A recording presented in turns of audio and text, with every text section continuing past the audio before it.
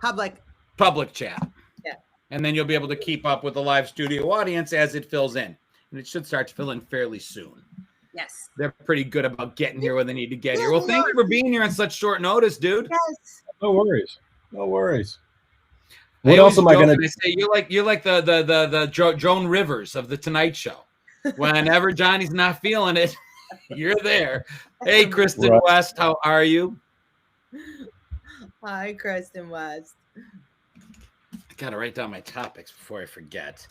I was just going to say, like, you are in charge of topics, right? I know I'm in charge of topics. Hello, Right, Doreen. okay. Hello, Blister Bill. Hello. The part of Chris Clues is being played by Jeffrey R. Thomas today. See, it works. That's what they used to do.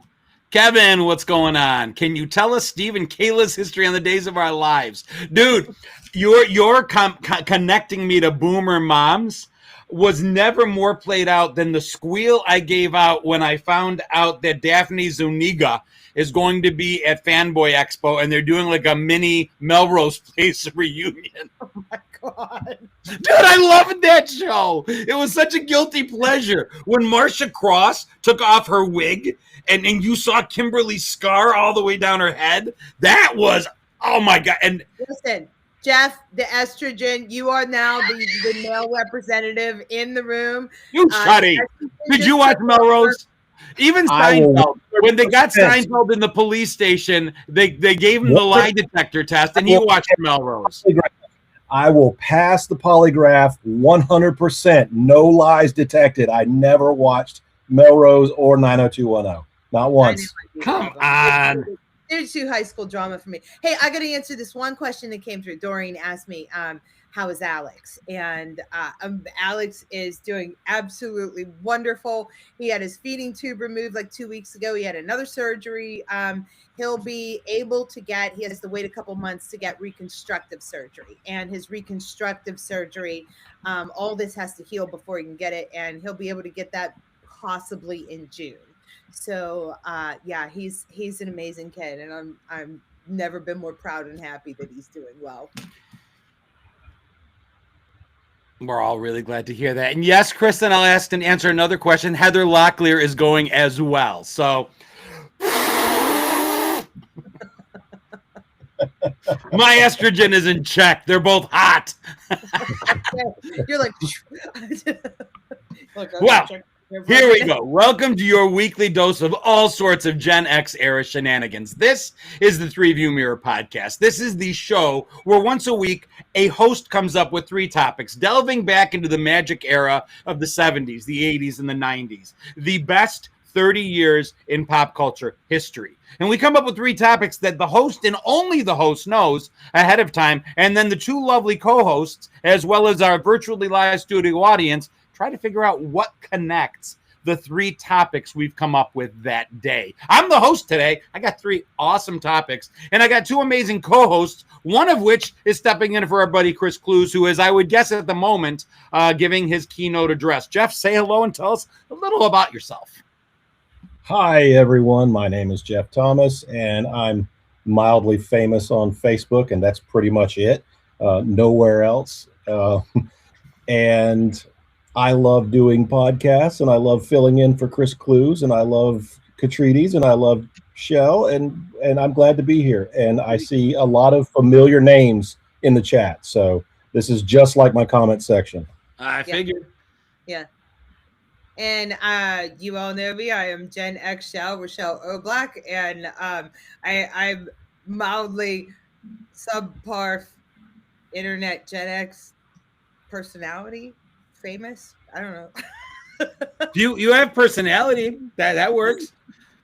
Yeah, there we go. You know, glad that Jeff could be here. I'm so glad we had someone to fill in, because otherwise I was gonna have to carry the show. It would just be me and John. So without a doubt. Well, and this is the ThreeView Mirror.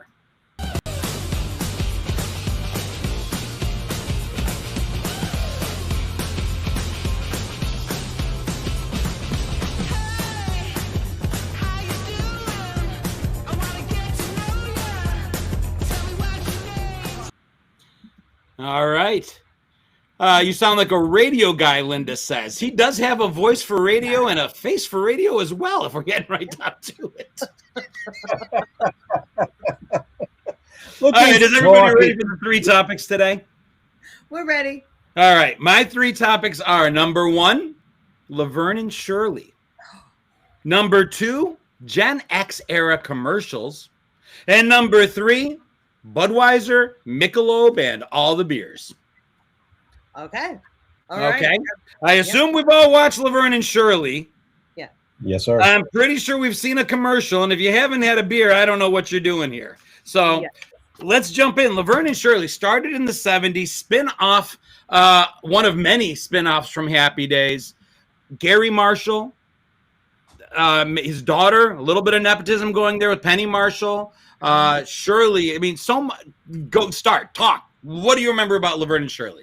Okay, is either one of them still alive? Did what's her face just? They both passed. That's what I thought. Okay, and Laverne passed before Shirley did. It was Shirley. Correct. Correct. Okay. Yes. All right. I could not quite recall, and I didn't want to be disrespectful. But listen, I lived for Laverne and Shirley, like Schlemiel, Schlemazel, Haas and Pfeffer Incorporated. I lived for it. I don't know. I don't know that I can actually recall specific episodes most of the time, but I know it was like the Golden Girls was to me in the 90s. Like I've seen every single episode, and if you make me recall something, I'll be like, oh yeah, I remember that one. Oh yeah, I remember that one. Loved it. Jeff, I remember. I remember them from Happy Days, and their characters on Laverne and Shirley were vastly different than how they were introduced as basically Fonzie's dates. He was double dating Laverne and Shirley. Fonzie and Richie. Yep, that's how they kicked off. And the audiences loved them so much they ended up that, of course, Gary's going to give his sister her own show in some fashion. Is his daughter or is his sister? Daughter. Oh. Really? Yep. I learned something new today. See that, chat? I don't know everything. Well, you're going to learn a lot today because the connection is one I'm very proud of, and I'm convinced people are going to learn things, but I don't want to jump ahead of myself. So, yeah, their characters, Laverne and Shirley, were kind of lovable, loose women on Happy Days. They came on as almost like surefire dates for Fonzie and Richie. But back then, like on Happy Days, if you ended up getting a kiss at the end of the day, it was Happy Days. It was wholesome. A kiss was a home run. That was running all the bases. That's how Richie found his thrill on Blueberry Hill. Exactly. That's it. They were bottle cappers. They worked at Schatz Brewery. But you got to think, this was the 70s, late 70s, and they were depicting women in the 50s that moved out of their home, lived in their own apartment, had their own jobs. It really was a lot more analogous to life for women in the 70s than it was the 50s. They were emulating an ability for women to go out there and do their own thing. They never vodio-do-doed, although they might have vodio-ed once. You don't remember vodio-do-do? No. Vodio-do-do was the word for sex on the show. Oh, okay. No, I do not. See, that's what I said. You have to fill me in sometimes. Yeah, there's a very famous episode where Laverne is saying to Shirley, you vodio-do-doed. And Shirley goes, I do not vodio-do-do. She goes, well, you vodio-ed. And Shirley goes, once. Okay. See, and I wish I had. What years was that out? 70. Somebody's saying sister and brother. Maybe Gary was her. Gary would have been the sister. I think you're right. Yeah, Gary Marshall was born in 1934. I just see old pictures of him looking so old later in life and young pictures of her that it skewed me. Yeah, they're brother and sister for sure. He was old in the 70s. He was like Steve Martin. He was born old.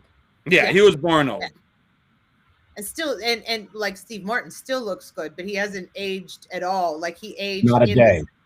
In like the 70s, and then that's it. He stayed that same way the whole time. Yeah, soap docs, and I got fact checked. The Marshalls were absolutely siblings. So we got Milk and Pepsi as far as pop culture things that came out of Laverne and Shirley. Whoa, we got Laverne's L sweaters, which I think one is in the Smithsonian now. That was a big deal. We got the infamous opening, 1, 2, 3, 4, 5, 6, 7, 8. Absolutely incredible. And just a cast, like one of the first two shows I remember having an extended cast were Happy Days and Laverne and Shirley. You had Laverne and Shirley, you had Lenny and Squiggy, you had Carmine Ragusa, the big ragu, you had her dad and his wife. I mean, it was just a really cool cast. And as somebody mentioned, of all of them, we're down to Lenny. Yeah, somebody said that, and it made me like, wow, and how Lenny would have to be pretty old now. 80s? I don't know if he's old or they passed young, but probably 80s. Yeah, I mean, because I'm thinking Penny Marshall was fairly young when she passed, if I remember. Michael McKean, and he's been in a lot. He was to come out in 47, so that makes him 78. Yeah, okay. Considering how long the rest of them have been gone, they died young. Yeah. Or what we call young when we're in our 50s now. When we were in our teens, somebody died at 60. We're like, old fuck. Like, it's so old. Artie was old when we were 16. When the Milk and Pepsi, to go back to the Milk and Pepsi for a thing, I'm curious if any of you have tried it, either of you, because it's actually not that bad. We all tried it when we were younger, and it's not that bad. It's kind of like Sunday. What am I looking for? Well, there's all those stores. What's the store called that does all that now? They call it a dirty soda. You go and they put all kinds of things in. It's a big deal now. They were way ahead of their time. Yeah. And I remember they were sort of like in a basement New York apartment. Yep. It was a downstairs apartment. They would go down into it, and the boys lived upstairs, and the door would open, and they would say, "Hello." Hello. I do remember that now. I have never tried Milk and Pepsi. I asked years because I was like, well, maybe I was only between, if it came out, I was born in 73, maybe I was like 7 to 10. It went into the mid 80s. Yeah, then I would have been at an age where I consumed it without really internalizing it, and maybe that's what why I don't truly recall a lot of it. It definitely jumped the shark. So there was a contract dispute with Cindy Williams, so she left the show, but they still called it Laverne and Shirley. They were living in California at the time. They kind of jumped into a more modern, it should have been the 60s, but it really felt like the late 70s at that point. They brought in some new supporting characters, and they got rid of Shirley. So it was just Laverne holding down the fort on Laverne and Shirley for a whole season. It was really weird. Now that you say that about Laverne and Shirley, I never saw that show whenever I was watching it as a 50s show. Never. I didn't see that in the set. I didn't see it in their clothing, really. It didn't dawn. I thought it was a 70s show. I mean, up until I think you said it, and then you're like, oh wait, it's a spin-off of Happy Days. It had to have been. Yeah. It really did. You were right. It did feel like it was set in the 70s. And a lot of shows of the era did that. Happy Days actually morphed itself. So by the time you got to Joni Loves Chachi, they had completely given up on the fact that this was a 50s era show, with Aaron Moran having that giant perm afro 80s perm. I mean, there was no such thing in the 50s, and they just kind of gave up on it. And Laverne and Shirley was kind of dovetailing right at the end of that, where they just said, we'll wear 50s clothes, but we're not doing any of the other tropes. Yeah. Robe Life Music says they time traveled to the 70s without telling the audience. Absolutely. Now that I think about it, Squiggy's hair was the typical greaser. Yeah. And Lenny's hair was the great. Now that I think about it and look back on it, I'm like, okay, well, that makes sense. But that's not how I saw it back then.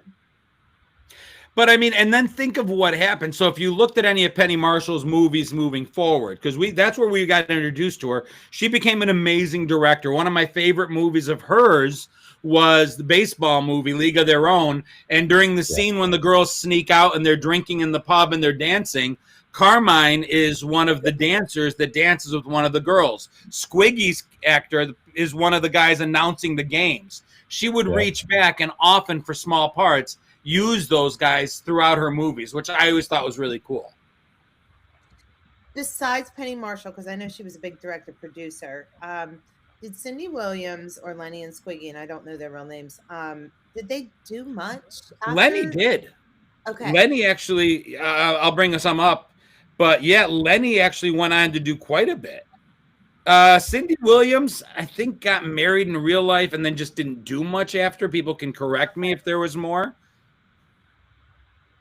It's one of those curiosity things where, like, I can't believe I don't remember, but yet I But absolutely. Michael McKean, so Lenny did This Is Spinal Tap. Okay. He was in Planes, Trains, and Automobiles. He was in Clue the movie. He was in Best in Show. He's on the show on Netflix now, which is The Diplomat with Felicity. The girl. He was in Coneheads. He was in Short Circuit. So he's a working actor for sure. Yeah. Yeah, Kevin mentioned he was in Clue. And I always thought, I remember as a kid thinking that the four of them would hook up. Like, I always thought, and again, we talked about duos. Lenny had the lighter hair, Squiggy had the darker hair, Shirley had the darker hair, Laverne had the lighter hair. That duo thing with that still continued even in this show. And I remember being a little kid thinking that Squiggy and Shirley would hook up and Lenny and Laverne would hook up. They did not. Nobody ever hooked up on there, did they? Shirley dated Carmine. Okay. And then got married. Laverne had a lot of dates in the first couple of seasons. Okay. But they never alluded to anything and showed it. But she had a lot of dates. So L stood for lover. The L stood for slut. The S fell off. I was gonna say slut, but it didn't go for that. So I was like, okay, so Jeff, be careful drinking on the show. I got expensive stuff in here. Well, and I keep wanting to mention something, and then I keep forgetting it because something else pops up. Then I mean to say it, and then I forget it. I can't remember. Somebody said Better Call Saul, and now that I think about it, that would have been Lenny on there, correct? Yes. Yes, I can picture him now on there. And, you know, if I were ever going to have been a Hollywood actor, it would have been, I would have wanted to be someone like Lenny, who was beloved at a certain point, but not so famous afterwards that, hey, the residuals are still coming in. But I'm not so famous that I can't have a life. Like, you know, and I didn't know his real name. And I guess that would be the kind of C level, B level. That's what me and Jeff are. John, he's the A level. You know what okay. I mean? That's right. We're the other thing I will say about Laverne and Shirley is it is hailed almost on the same level as I Love Lucy for their amount of physical comedy that takes place on the show. If you look at it, there's one scene where they're renting an apartment near a train track, and every time the train goes, the apartment, the shack that they're staying in shakes like crazy, and the beds goes all around the room, and they are just the level of physical comedy that these women did back then was out of control.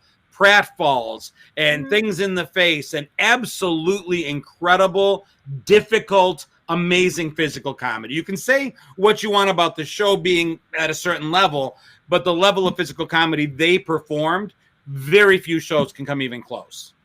Agreed. Somebody said, didn't Laverne and Shirley not get along? I heard they didn't get along at all. Now that they got along, they had a falling out. I think it was a contract issue, which often happened back then, especially women. Women were pitted against each other pretty severely back then, and men got more money. So they had an issue. That's why Shirley married, not Carmine, because he wanted to stay on the show. She married somebody else. I think her name was Shirley Feeney. I think she married someone whose last name was Meany, so that her name became Shirley Feeney Meany. And then she basically left the show married. They reunited shortly before Penny Marshall's death. Okay. So there's that. 20 minutes in. Anything else? Sorry, I was getting a call. I never get a call, and now suddenly I'm on a podcast and I get a call. It's all right. All right. So we talked about Laverne and Shirley. Next up, Gen X era commercials. Now, I want to play a little game. If I say I am stuck on, what am I stuck on? Band-Aid brand. Okay. What walks downstairs alone or in pairs? Slinky. The Good Hands people. Allstate.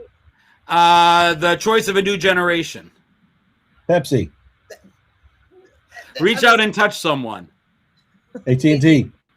Long distance. Yeah, long AT&T, Ma Bell. Literally off the top of my head. Now name 3 commercials today. With big red freshness. That's not today. Oh, today. Okay. Today. Okay. Today. There are no jingles anymore. There are for pharma commercials. I mean, that's about it. I do have one. Liberty, liberty, liberty. Okay. Yeah. Gecko. Good for them. And I like what Geico and Progressive are doing for being funny. Mm-hmm. Yeah. But they are so few and far between. And yet there are no funny commercials. The commercials we grew up with were engaging. The bits like the Geico, people turning into their parents, I'm not sure what that has to do with insurance necessarily, but it's a long-running bit. Flo from Progressive has been a long-running bit. It really is only the insurance companies. The guy that keeps getting into accidents and is long-running bit. How long did they run? The Charmin thing ran for all of my childhood. Mr. Whipple was chasing women around the store for like 30 years, telling them not to squeeze the Charmin. Madge was soaking people's hands in Palmolive dish soap for like 20 years. The Wicked Witch of the West was selling Maxwell House all through my childhood. Mm-hmm. Really? I can't remember her name, but it was the actual Wicked Witch and the Wizard of Oz sold Maxwell House coffee. I don't remember that. I remember Mr. Coffee with Joe DiMaggio. He did that forever. I can remember the hamburger helper helped her hamburger make a great meal. And Stouffer's. That's one of them. I remember if it's not Stouffer's, then it's not stuffing. But apparently Stouffer's never made stovetop stuffing. It was always crap. I remember it being Stouffer's stovetop stuffing instead of potatoes. That's what I brought it up. It was Stouffer's stovetop stuffing, and now it's like the cornucopia of the freaking fruit of the loom. And they yep. And the guys dressed up as fruit for Fruit of the Loom. How long did that go? How long did we have Fred the Baker with Time to Make the Donuts? And then people became famous over commercials when we grew up. Clara from Where's the Beef? She turned that into a full-fledged career for a good minute. And we a lot of those turned over into our vernacular when we were in school. We would say stuff like that, just like "Where's the beef?" It became a pop culture thing. Get the York sensation. And then you're the one that told me the Doublemint twins. I didn't realize they were sisters with Katie Seagal. Peggy from Katie Seagal. Peggy from Married with Children. Yeah. Yeah, as a twin myself, Doublemint gum was a big part of my hazing growing up. Really? Yes. Do explain. Yes, everything twin related, but especially Doublemint gum. Every time they came out with a commercial, we had to suffer. And every time I read one of these, I can hear it. What would you do for a Klondike bar? Listen, one of my favorite t-shirts that still makes me giggle that I need to get. It's like an all brown t-shirt, and across it just says, "I'm ashamed of what I did for a Klondike bar." Like, like John, that's your next design. I'm on it. Okay. I'm on. How about Meow Mix? Meow meow meow meow meow meow meow meow meow meow meow meow meow meow meow meow. Remember the cat chow chow chow chow? Yeah. As a kid, I remember confusing the fuck out of my immigrant parents when I literally sent them to the toy store to find me a Chuck Wagon from the Chuck Wagon dog food commercial. That would go through the cabinets. I thought it was an actual toy and I wanted it. Avoid the Noid somebody put in there. I definitely remember. There were characters and jingles and long-term bits that went from year after year after year.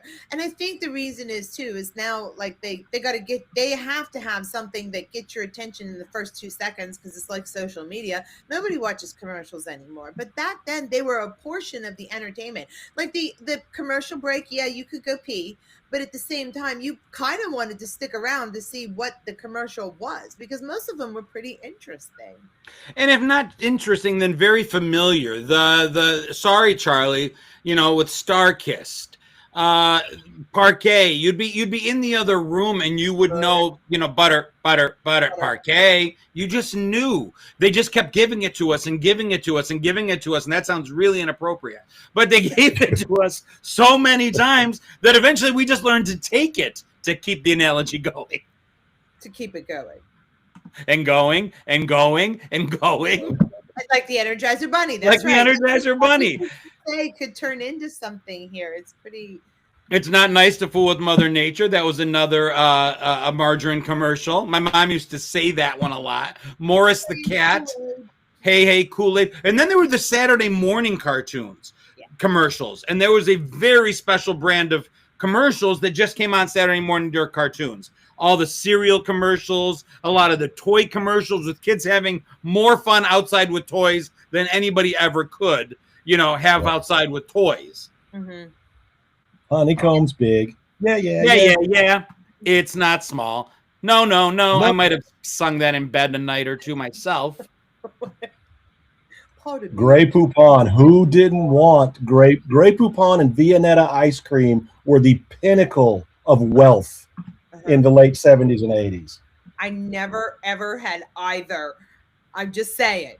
It's mustard and ice cream. That's all it was. Never had either one of them. So. And then there were the Super Bowl of commercials, which were the Super Bowl commercials. Mm-hmm. Absolutely like best of the best. And to this day, I watched the Super Bowl this year. I wasn't really invested, but I liked some of the commercials. Some went overboard with AI, and I'm like, I'm not liking that so much. I thought that was a little silly. But like Budweiser, which we'll get to in a minute, always, the Budweiser frogs. I think What's Up started as a Super Bowl commercial. Yeah. They would budget for and plan for just pushing out something amazing, and then they would get their money's worth because they'd run that commercial all year. Yeah. And now they run them prior to the Super Bowl. So social media, they're running. There's no surprises with the commercials. They've run them to death, and then you hardly see but one or two campaigns after the Super Bowl. Mm-hmm. That's the only time people watch the commercials, I swear. Oh, I remember Mean Joe Green with the Coca-Cola. The sodas, man, had it down. And Pepsi really started spending money on commercials for a minute there. Anybody that was a big name, Pepsi would tie themselves to. During Back to the Future, Pepsi went all out with Michael J. Fox. They had the product placement for commercials right within the movies themselves. Michael Jackson, Madonna, Michael Jackson's didn't go so well, but one of them anyway. The other one, he was dancing with the guy from Fresh Prince that was Fresh Prince's first big break. Alfonso. Yeah, Alfonso Ribeiro. Yeah, he started out on a Pepsi commercial. Yeah. He had a VHS series in the 80s of pop and lock dancing where he would teach you how to pop and lock. You could buy it. It was an infomercial. Yep.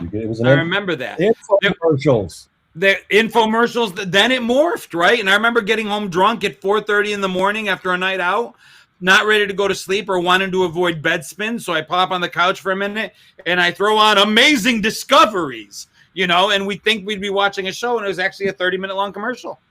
What was didn't O.J. Simpson do a product? Hertz. Hertz. Okay. I knew he was like a representative of one of them. Because then I was thinking the George Foreman grill. Was that 90s or was that 2000s? I don't know. 90s. Was it 90s? That was 90s. Yeah. And he had infomercials out for the George Foreman grill. Made him a gazillionaire. Yeah. Cindy Crawford and Pepsi. Good one. Yeah. Well, that's a throwback. Yeah. And then she redid it like 30 years later and looked just as good and could probably do it today. Yeah. Her daughter is Kaya Gerber. Absolutely gorgeous. Looks just like her mother. I'm seeing all the. I can't keep up. There's so many. Yeah, This Leo from the psychic hotline. Well, that's another one altogether. The phone number ones, we could do a topic all on their own. Everyone had a 1-800 number you could call in and get your whatever on. But yeah. What time are we at? So almost at a half hour. We got a couple more minutes. Favorite commercials growing up? I see. I don't know if you can name a favorite because you could sing so many of them. You could. Oscar Mayer's one of mine. See, That little kid sitting there, but makes me happy. Toys R Us kids. I've taken that as a mantra now. And then just we are Flintstones kids, 10 million strong and growing. I love hearing that. And if I had to pick a fourth, it would probably be the Singers on the Hill with Coca-Cola. Oh, love that one. I'd like to buy the world of Coke. Yeah. That was definitely one of them. I always like the Mikey commercials. When we ate cereal on a Saturday morning, we would kind of reenact the whole like Mikey thing. Like we were goofy like that for some of that. Did you know they were actually brothers? No, I did not actually know. 3 kids in that are actually brothers. Did not know that. Oh, somebody just mentioned the clapper. Listen, the clapper and I've fallen and I can't get up. That was my favorite. That was probably one of my favorites. No. It was not meant to be. That was like the world's first video meme. If you want to talk about it that way, because we all laughed at that, but it was not a funny thing. She was such an aggressive clapper, the clapper lady, though. I just used that in a video of mine, and she gets up and back out she goes. I mean, aggressive. Dr. Pepper, I'm a pepper, you're a pepper. Plop, plop, fizz, fizz. Oh, whatever it is. The Dr. Pepper guy was an American Werewolf in London. Yeah. And then so many stars. You'll look back and see them as young people before they got started commercials. Yeah. Yeah, Brad Peter Pitt. Billingsley from A Christmas Story was the Hershey kid for Hershey's chocolate milk. Yes, Messy Marvin. Messy Marvin. Did not know that one. I'd forgotten about that. I remember Messy Marvin now. Brad Pitt started off with a Pringles commercial. Once you pop, you can't stop. Like it was an 80s, almost like an MTV video version. All of a sudden you look up and it's Brad Pitt. He also did a Mountain Dew commercial. Mountain Dew commercials made you think Mountain Dew was like the best stuff on earth. Like if you drank Mountain Dew, you could ski down a hill, you could water ski, you could do everything. You just needed Mountain Dew. You could. What? Mountain Dew was awesome. Dude, we didn't have Joke Cola on the East Coast. Yeah, that was always on the East Coast. We most certainly did. You had to bootleg that stuff in the States. No, Joke Cola was created in Rochester, New York. It was an East Coast thing. Maybe not in the Southeast.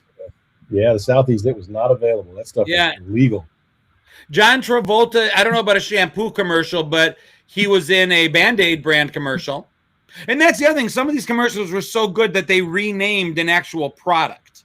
Band-Aid, a lot of people forget, is an actual brand name. Bandage. Yeah, it's a bandage. Kleenex tissues. It's a tissue. It's not a Kleenex. Crisco. Vegetable shortening. Oh yeah. Crisco. Yeah. Yeah, and nobody calls it vegetable shortening. It's Crisco. No, it's Crisco. But nobody uses vegetable shortening anymore either. Nobody, yeah. No, but listen, I could tell you stories about that, about my great aunt, like frying hamburgers, used to fry them in Crisco. It was like a heart attack waiting to happen. Hold the pickles, hold the lettuce. Special orders don't upset us. What is that? Oh, wow. I saw a video the other day where the actress who played Jan Brady in the Brady Bunch Eve Plum was doing a Burger Queen commercial. Yes. Yep. Eve Plum. I've seen that commercial. Did a Burger Queen, which I had totally forgotten about Burger Queen. And then, of course, there was to all beef patty, special sauce, lettuce, cheese, pickles, onions on a sesame seed bun. Big Mac. And the one where they would just lay the whole menu. Big Mac filet of fish, quarter pounder French fries, icy Coke, stick shake, sundaes, and apple pies. Apple pies. Yeah. Oh, damn. Yeah. For somebody who was outside all the time, I watched way too much TV, and it's not just me because I can't keep up with the comments. Listen, and that's it. I haven't sang that McDonald's thing in 35 years or whatever it's been. And literally you started it and I was like, boom, right there with you. I think It's half still the in there. audience is probably doing the same. Jeff, you knew it, didn't you? I knew it. I remember it. Yeah. There's that total recall as soon as you get that Well, prompt. and like I said, beer commercials were great about commercials, but it was everybody. You know, the Tidy Bowl man. Oh, a little guy, when you open up the tank, there he is sitting in a little boat in your thing. It's just part of my everyday memories. And Wait, Randall, Mammoth Park. I grew up near Mammoth Park. Just letting you know. I don't know if you know that. I don't know if you know me. So somebody just said that the slide at Mammoth Park. Yeah, it was called Mammoth Slide. woo. All right. So we've talked about Laverne and Shirley. We've talked about Gen X era commercials and just like the beer companies and soda brands and Super Bowl commercials and all of it that's stuck in our heads. So maybe you're beginning to get a feel for what the hidden connection is today as we move on to Budweiser. Speaking of commercials, Budweiser had some of the best. I'm king of beers. I don't think I've ever once had a Budweiser in my entire life. Really? No, but beers growing up, you would either have like the bougie Heinekens, which I always thought tasted skunked as hell. Growing up in Rochester and Buffalo, it was all about Canadian beers. Labatt, Molson Golden, Molson Canadian was a big deal. I remember OV Splits, Old Vienna. There were little short ones that you could get a big case of, and they were just like, some people called them Splits. Other companies called them Ponies, but they were the Pony small bottles. Beers. Pony bottle. I grew up on Miller High Life in the pony bottles. InBev product. Randall in here. I said, message me. He said he's from, I know where he's from. The Frogs, Budweiser. The Clydesdales. The mugs. I used to have Budweiser Steins that my mother was convinced were going to be worth a lot of money someday. You know, those things are, my entire retirement is in Budweiser Steins. Spuds McKenzie. It's just Budweiser beers, Michelob, Anheuser-Busch, all of that. Any beer really has crossed over into pop culture a lot as well. Isn't Coors made by Budweiser as well? Competitor. As a competitor. Okay. Yeah, see, I don't know who makes what, but I was thinking that Coors was, because I can remember a lot of Coors commercials. And you know, they also crossed over into, they were so popular that they would cross over into Saturday Night Live fodder, where you know, Chris Farley even and Adam Sandler, I think it was, did spoofs on Budweiser commercials, and you knew they were Budweiser commercials because it was like the beach party or whatever else it was. And do you remember those? No? Okay, well, I do. I remember a Spuds spoof, maybe that, where they did like a spoof of Spuds McKenzie. But even more than that, like beer. So first things I ever drank as a kid were the sweet stuff, the bum wines, the Mia Dog 2020, the Cisco, the Irish Rose, the Night Train, stuff that was super cheap, super easy to get our hands on, and was sweet. Then I remember going into like the schnapps and stuff because that was more of a liquor, but stayed sweet. When we finally got to the beer, we drank the most god-awful rot gut at lake parties and parties in the woods, whatever we could get cheap. In Rochester, that would have been Genesee. Jenny Light, Jenny Cream Ale, Jenny 12 Horse Ale. Disgusting. Old Milwaukee. Just nasty stuff. And we would shotgun it, not only to get drunk quickly, I didn't want to taste it. So I became really good at shotgunning a beer. We used to do keg stands back in college. We were doing keg stands all the time. The beer of choice in all the college in the fraternities was Schlitz for the shits. Oh. The bull running through the wall of Schlitz malt liquor. Oh, my God. Blue Ribbon.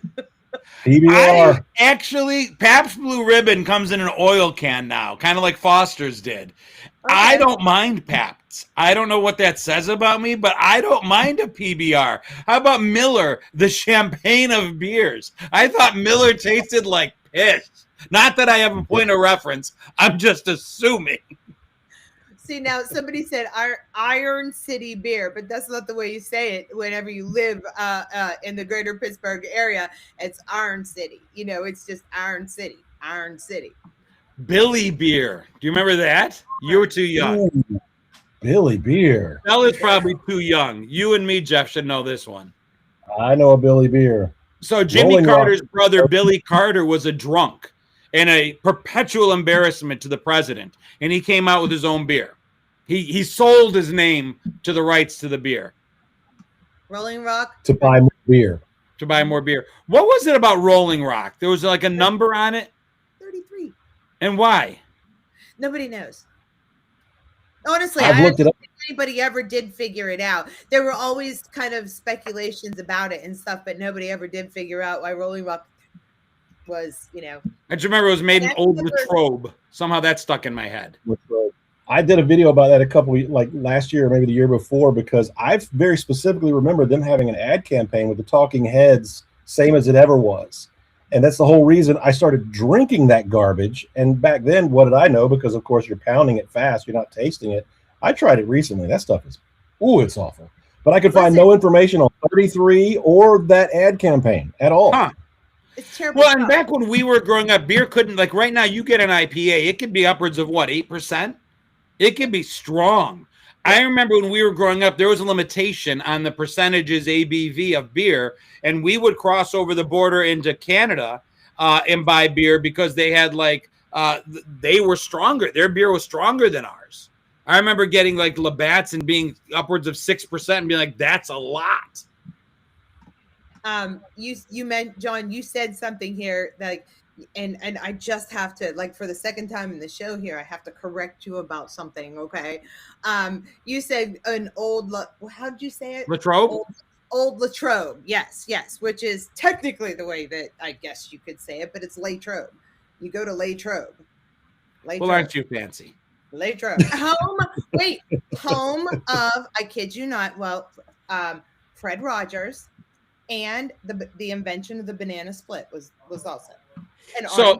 And Arnie Palmer. So there, yeah. The other thing I'll talk about beers is there has not been an advancement in beer technology in a while, outside of IPAs being stronger. But when we were in the 90s, in our 20s, it seemed like there was a different kind of beer entering the market almost regularly. They would do the ice beers. And then you had Molson Ice and Bud Ice and Labatt Ice, and everybody had an ice. And then I never quite understood it, but they had the dry beers. Bud Dry, Labatt Dry.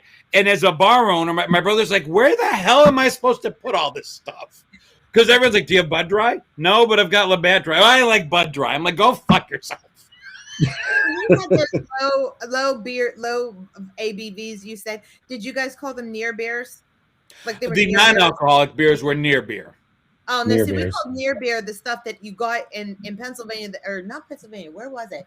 You had where you could buy 3.2 beer, I think they called it, or 4.5 beer, which was a percent lower. 7 beer? It was 6.7, yeah. There's non-alcoholic, and then there was semi-alcoholic, and then there was the full beer. And in the grocery stores, we're only allowed to sell the mid stuff, and they called it near beer. No, our near beer was non-alcoholic, and I think I've shared the story. My parents gave us I had a key to the bar, so I had to go and clean the bar a couple times a week. It was one of my chores. So whenever there was a party, I'd just go to the bar. My parents didn't do inventory. I'd grab a 12-pack of whatever I wanted, and off I went. The first time we did that, we did it with O'Doul's. And my buddy and I are drinking it, downing one O'Doul after another, drunk as skunks, until an upperclassman looked at us and was like, you morons. I mean, we were acting it up big time, too, and they're like, there's no alcohol there. There's no alcohol in that one. It was not. I mean, Brian, Breakfast Club, right here. Yeah. Oh, see, somebody said it was 3.2 beer. Yeah, that's what they called it. 3.2. I couldn't remember the number combination. 3.2 is like one and a half, though. No, So it's it more. was. I don't know why they called it that. I don't, but that's just, we called it near beer, 3.2 beer. Yeah. Somebody said Ohio had near beer. W2 says, I just wanted to say I got a little dissed last time I joined because I answered a question. I thought I said I was born in 60 when I meant to say I am 60. Dude, 60, 80, 20, 10, all good.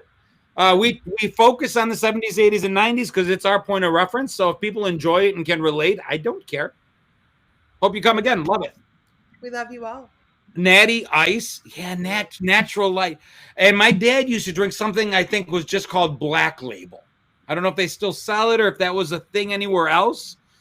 I think I know what you're talking It was about. just Black Label beer. I don't know what it was exactly. Oh, 3.2%. That's what that means. Thank you. Yeah. 3.2 beer. Okay.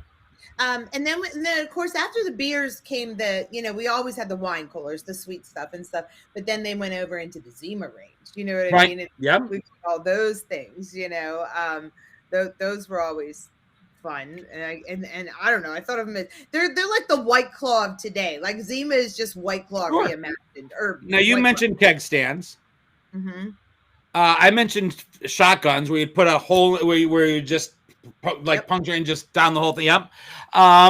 Did you guys ever do the thing with glass bottles when you go? A friend was sitting there and they had their glass bottle of beer out, and you would just tap it on the top, and it would, dude.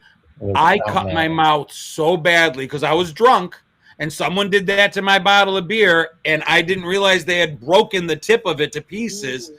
And I drank, and I'm just like sitting there wasted, and my buddy's like, "Dude, what the hell?" And there was just blood coming right down my face. And the alcohol is thinning your blood, so there's not coagulating, and it won't stop. And how about funnels? Oh yeah, everybody did funnel. Dude, I did a 6 beer funnel once. 6 cans of beer, and your stomach would get so inflated with air and liquid. It was ridiculous. But I remember doing a 6 beer funnel on a double dog dare, and I don't think I have projectile vomited so violently ever before or since. And I'm not sure I vomited because of the alcohol. Well, like I said, there was just no room. It wouldn't stay where it was. That's a lot of fluid. I had a set of friends that went to the plumbing store to create their own funnel, and they discovered, because they wanted the double funnel, but they discovered that they added a third switch. It actually air injected so that it would go down immediately, and they had a turn off switch. I mean, it was complete science. They should have patented it, but it would literally go in your mouth and out your ass at the exact same time. It was so fast. Quarters. Do you guys remember quarters? Oh yeah. Kids play beer pong now a lot, but I don't know that I've heard anybody mention quarters in the last 20 years. Yeah. People were good at it. Some people could even put it down their nose, which I never quite understood. And you drink. I was able to do that.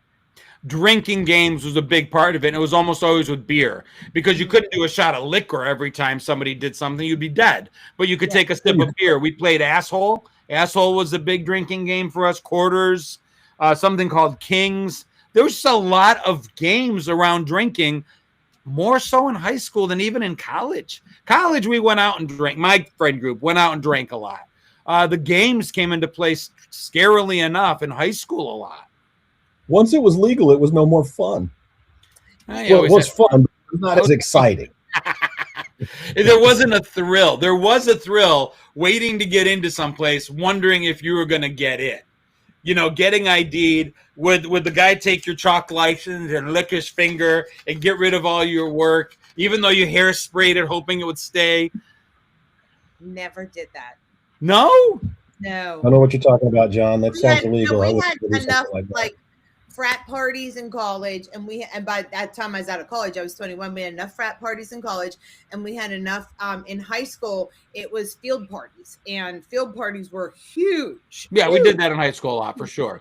So we never had a trouble going and getting in college. We wanted to go to the clubs. We wanted to go to the bars. I'm talking when I'm like 19 and 20, when you were so close to being legal, you could taste it. And yet when there was a big night somewhere, that's when you couldn't get in. That's when you got turned away because the bartender's like, "You're not 5'11". And you're like, "Seriously? You're calling me out on the height?" No, we never did. All of the frat parties that I went to, all the frats had like all the same things that a bar had. They had a bar, they had a disco ball, they had dancing. You know what I mean? They had all of it. So yeah, we never had a need to. So tonight we've talked about Laverne and Shirley. Mm-hmm.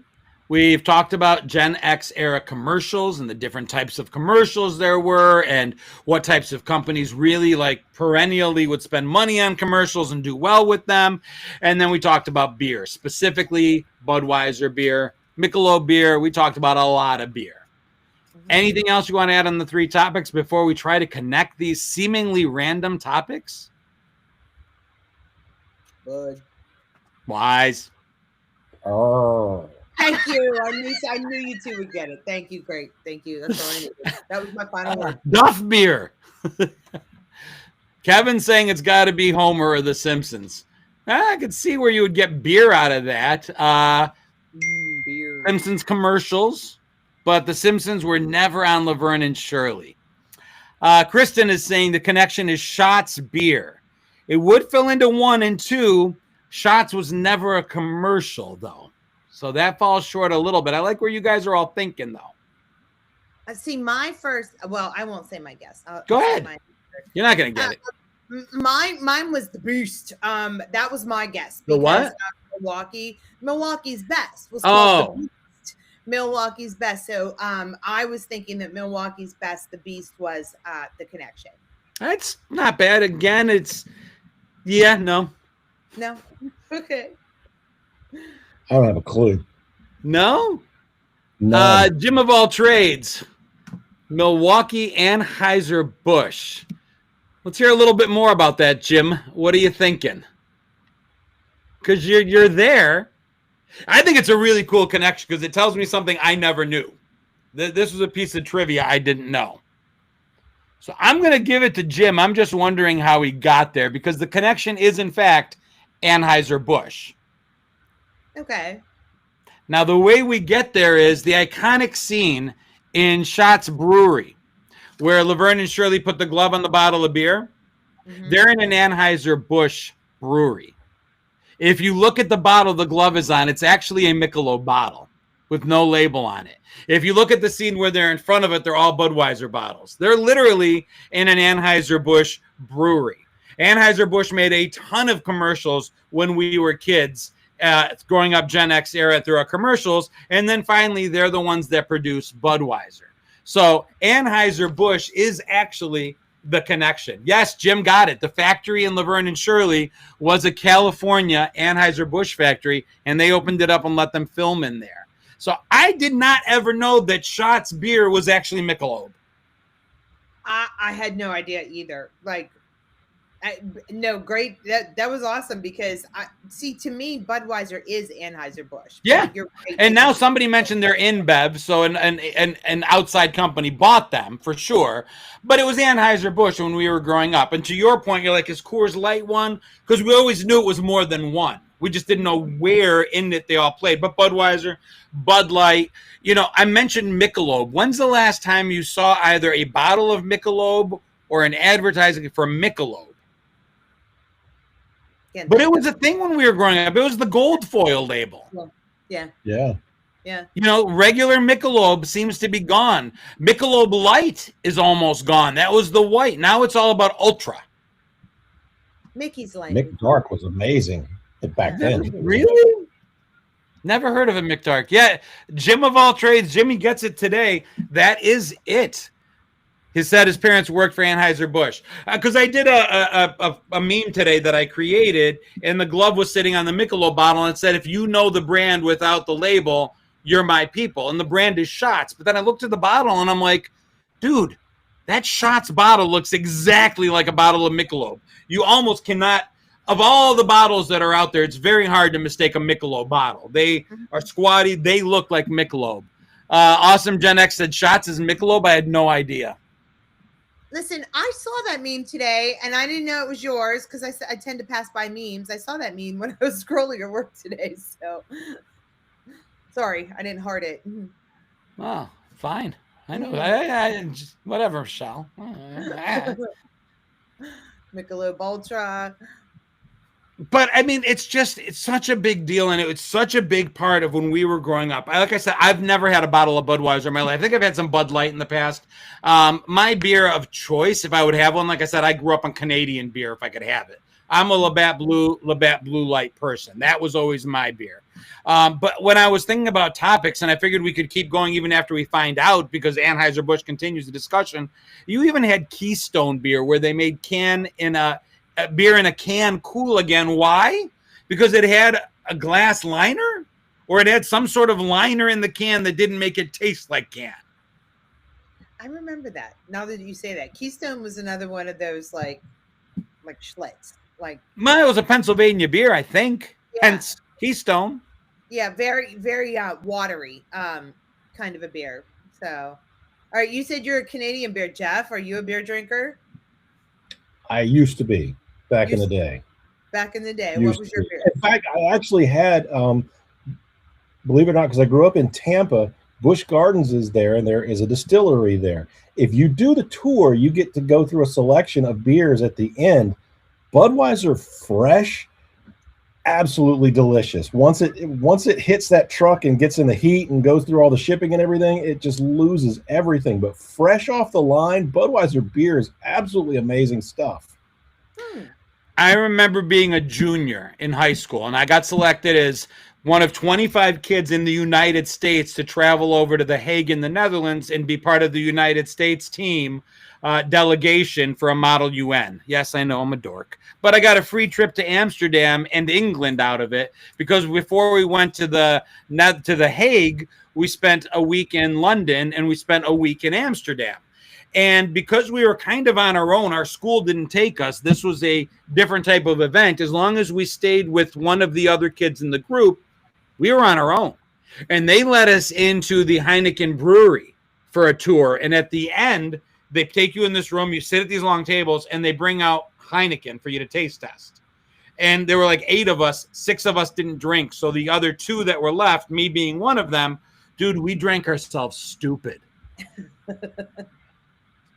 Stupid.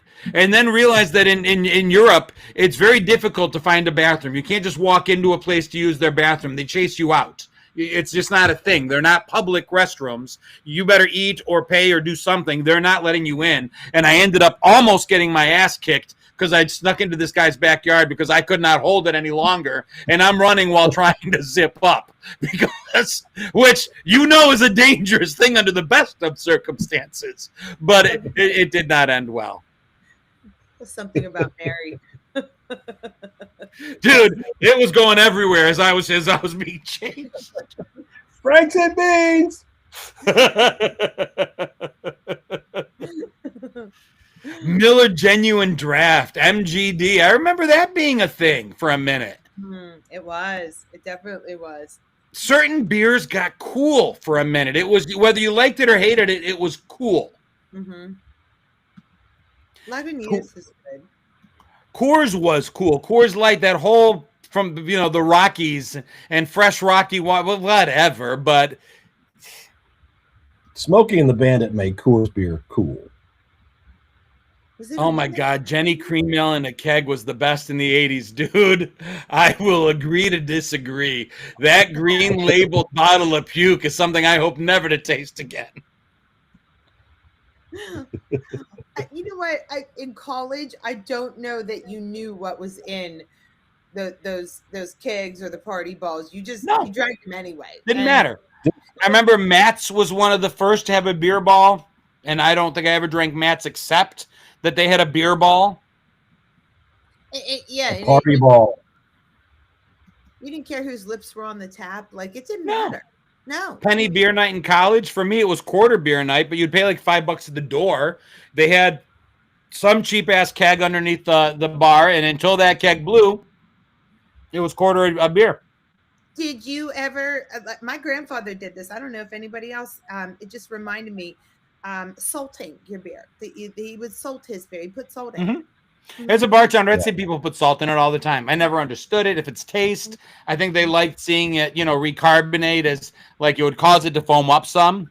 Mm-hmm. I have people in the bar that'll ask me to rim the glass with salt, like they're drinking a margarita, which is horrible because then they're like, well, you didn't fill the glass. I'm like, if I fill it to the rim and it touches that salt, it's going to foam over. So if you want salt on the rim, you're not going to get a full glass of beer. It's the way it is. Yeah. I was able to drink Pabst Blue Ribbon warm without feeling nauseous.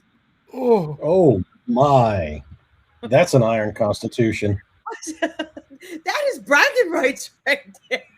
Dude, wow. That is, you may need to, it's time to introduce yourself to a new circle of friends. Hi, my name is Jebediah. Tomato juice and beer. I just watched Cocktail again. And that was always his favorite thing was a red eye which is tomato juice and a raw egg. Clamato. People would drink. Excuse you? Clamato. What is Clamato. Not like Canadian. a venereal Clamato. disease? Clam No, on it. Clam tomato. Oh, it is juice. a venereal disease. What? What'd you say? It sounds like a venereal disease. Clamato. Well, listen, if you drank She's tomato got clamato. you could get the Stinky venereal. clam. Oh my God. Can you imagine if we had an episode where 20 minutes of it was just renaming the body parts and things that we used to call the body parts? Okay. Because I'm telling you, tune in Tokyo here. Like we could have a 20-minute joyride here. So Canadians, we'd always be able to tell Canadians in the restaurant because they would always sub out a Caesar salad for a garden salad, and they would ask for a Bloody Caesar instead of a Bloody Mary, which is using clamato juice instead of tomato juice. Ew. Yeah. Want a salad? No, two different things. Oh. Caesar salad, but then they'd order a Bloody Caesar as the drink instead of a Bloody Mary. That was almost always straightly, typically a Canadian thing. Did not. I've had people from Michigan that come down for a festival and they would drink the chiladas, which is clamato and beer mixed together. It sounds like a nasty word to me. It does, but it's supposedly the best hangover cure in the world. I'm just going to take the word. I got a bad case of the clamato. Nothing, Linda. Coffee. I've been drinking clamato juice.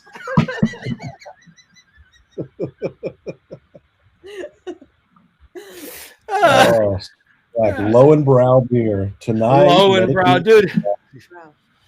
What's the one that was Here's to Good Times Tonight is Kind of Special? Was that Lowenbrow or Michelob? Don't know.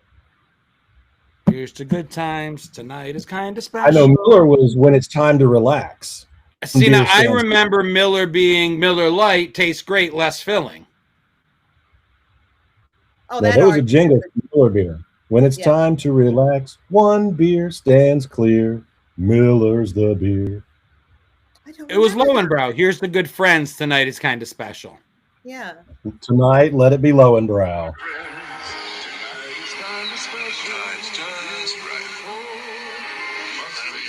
Here's the good times. It's 1980. It sounds like 1940. So yeah, that was Lowenbrow. Rheingold? I've never heard of Rheingold. Yeah, let it be Lowenbrow. All right. I mean, I'm definitely having too much fun tonight, but you know what? I look forward to this night of the week all week. Topics change, connection changes, hosts change depending on availability from time to time. But one thing stays true, and that's just that I have a great time just talking about this stuff, making each other laugh, and just remembering, what things used to be like. And thank you, Jeff, for being here. We so appreciate you. But John has to say the whole standing. You forgot to say the thing from last week about this. I said it at the onsite tonight. The role of Chris Clues is being played by Jeffrey Thomas. I said it. I thought you said that before we went live. No. Go clamato your stuff, whatever. There's penicillin to take care of. I'm going to put in a prescription for you to take care of that clamato. You got to run it through your veins. Hey, clamato you. Clamato. Clamato you. Well, today, Jim of all trades gets the participation trophy award of making the connection. Like, it's not participation trophy because he made it. So congratulations, Jim. Thank you to Jeff. We'll be back here again next week. Same bat time, same bat channel. And I think the host will be Chris. Or was it Chris? I think it's Chris. I think it's Chris Clues. Or maybe you. I just know that it's not me. So I don't have to come with anything handy. But I've had fun. Yeah, it was fun. Thank you all for being here. Thank you so much, Jeff. See you guys. Anytime. Bye. See ya. I don't know why I can't get this to play. There it is. See ya.